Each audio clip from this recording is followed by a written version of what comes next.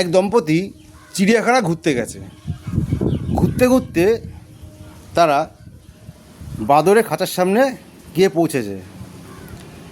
তারা দেখতে পেল যে স্ত্রী বাঁদরটি মুচকি মুচকি হাসছে, আর পুরুষ বাঁদরটি তার চারপাশে ঘুরে বেড়াচ্ছে তাকে ইমপ্রেস করার জন্যে, তাকে বিভিন্নভাবে ভালোবাসা প্রকাশ করছে। তাই দেখে ভদ্রমহিলা পাশে পুরুষটিকে বললেন, দেখেছো, কিছু শেখো, বাঁদরকে দেখেও শেখার কিছু আছে। তখন পাশে দাঁড়ানো পুরুষটি কিছু বললেন না। তখন তাকে নিয়ে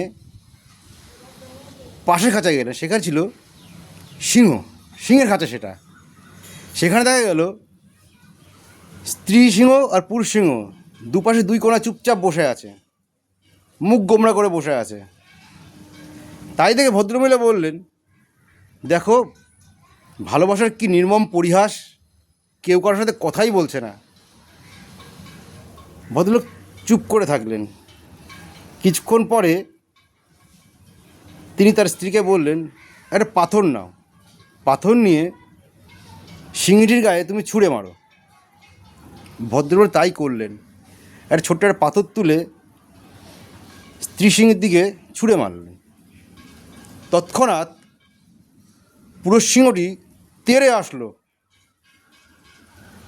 গর্জন করতে থাকলো। এসে সঙ্গে সঙ্গে তারা সেখান থেকে সরে আসলো।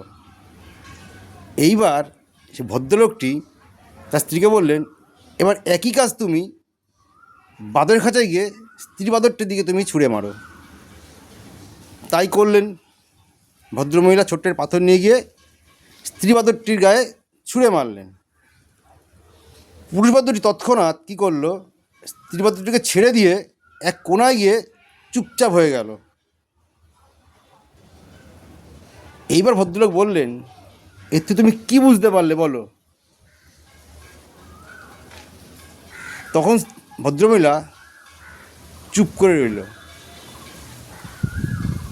তখন ভদ্রলোক বলছেন, এটাই হলো ভালোবাসা। একজন ভালোবাসার জন্য, দেখো, তার স্ত্রীকে রক্ষা করার জন্য এগিয়ে এসেছে, আরেকজন আঘাত পেয়ে সঙ্গে নিজেকে আত্মরক্ষা করতে পালিয়ে গেছে। আমাদের সমাজটাও এই রকমই। ভালোবাসা ওপরে ওপরে দেখানো হয়, আসল ভালোবাসা তো বিপদের সময় দেখা যায়। আর এটাই বাস্তব। আমাদের সমাজ এখন সিংহতে নয়, বাদরেই ভরে গেছে। এই বাদরের মতোই ভালোবাসা, সব ওপরে ওপরে দেখানো। বাস্তবে খুব কম লোকই প্রকৃত ভালোবাসে।